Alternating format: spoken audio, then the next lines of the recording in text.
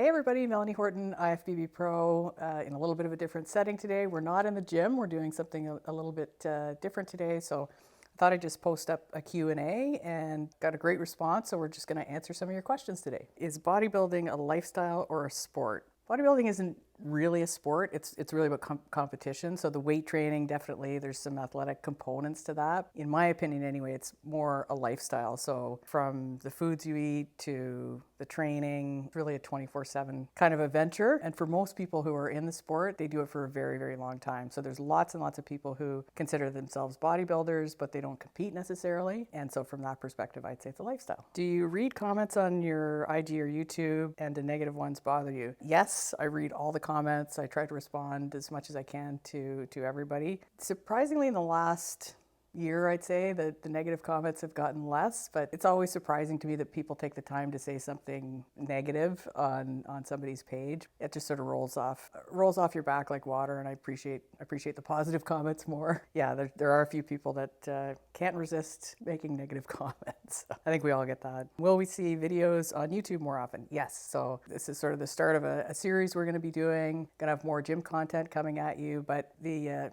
comment below, let me know what you want to see more of.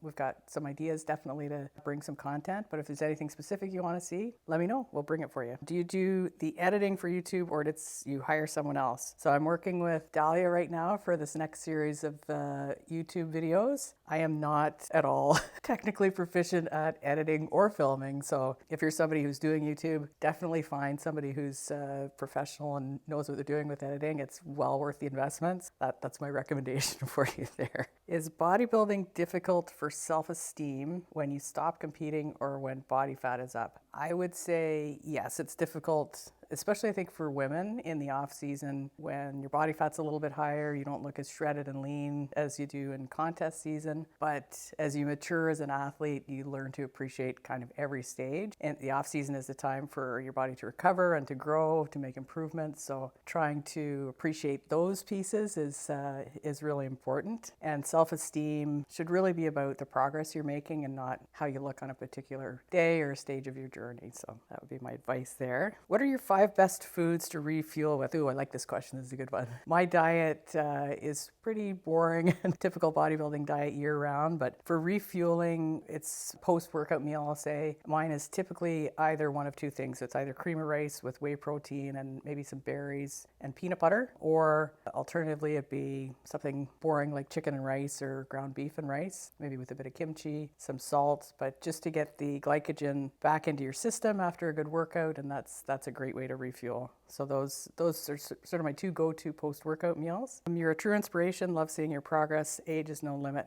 Thank you very much. I will say I get a lot of comments on my age. Actually, that's one of the questions I got was, how old am I? And I'm 59, so even hard for me to believe that sometimes. But I think a lot of people who are in their 40s, 50s, 60s even have commented to me that I'm an inspiration, which I'm humbled by that sort of a comment. I think you should never let age limit what you want to do in athletics or sports. So just get out and start doing something. There's lots and lots of masters athletes over 40 or 50, even over 60 that are still competing at a high level like I am. Yeah, you just got to take care of your body, stay active, eat properly, get the rest and recovery you need, and do this as long as you're healthy. Do you watch the Olympics and favorite events? I haven't been watching a ton of the Olympics, definitely the highlights. So probably just check in every day to kind of see how Canada's doing and some of my favorite athletes. I love gymnastics, so I think that's probably the first thing I'd watch if I'm watching any of the Olympics. And I love the track and field events, especially the sprinting. Those are fun for me to see. Seems like there's a lot of swimming coverage. I've been watching some of that, but yeah, I'd say gymnastics and track are kind of my favorites. How do you get that cutting? I think it means how do you get that lean? So getting contest lean is a whole process. It takes time, and I think that's really the secret to doing it as long as I have, is to take things slowly. So bring your body fat down slowly as opposed to crash dieting. I've fortunately been able to keep calories relatively high, especially in the last few years as I prepare for a contest. Years ago, I was one of the ones who did much lower calories and a lot of cardio, and it was really, really hard on the body, so it's hard to recover from that. The approach I have now with the coaches that I've worked with is much healthier, I'll say. It's just a little bit slower, so you need to allow yourself a bit more time to get lean. But it's really just a matter of, the strict diet, being in a calorie deficit, training hard still all the way through the contest, and then cardio as you need it. So those are really the basic components. You've got to be really committed because it's a full-time venture to get really, truly contest lean. Is bodybuilding a form of art as well as being a sport? I would say yes, it is. I think definitely being able to sculpt your physique in an aesthetic way, and the posing component of the division that I'm in, women's physique and bodybuilding, is there's an artistic element to that, almost like dance, not quite, but so yeah, I think it's a bit of art, a little bit of the sport components in the gym, but I think the images you see in the magazines and the videos you see, it's really an artistic form of the physique, so I would say it's a bit of both. How do you balance working with being a bodybuilder? So that's another great question. Most professionals who are in bodybuilding are not in this for the money. There are very few, and the very, very elite at the top levels of the sport are able to make a living just doing bodybuilding. But the majority of bodybuilders, amateur and certainly professional, have other full-time jobs. So you've got to be able to balance a career. A lot of people, my kids are a little bit older now, so lots of moms who are, and dads who have kids that they're responsible for too. It's really a matter of your priorities. It's easy to make excuses for, I can't get to the gym today because I've got this assignment due at work, or I'm tired, I've got to take the kids to baseball. But if you really want to do something, you will find a way. Time management's really important. Setting your priorities is important. Meal prep is a great tool to sort of stay on track and stay organized, and just booking in that time, and your non-negotiable. So getting those workouts done, making your nutrition on track, just staying committed to the goal. If it's important, you'll find a way. How did you get started in bodybuilding? So it's almost by accident, actually. Many, many years ago, I was just weight training in a gym. I loved it. I sort of fell in love with training immediately. And the gym I was in, there were a couple of guys and girls that were competing at the time. Back then, it was just bodybuilding, so we didn't have figure or bikini or any of the other divisions that we have today. But somebody just sort of suggested, hey,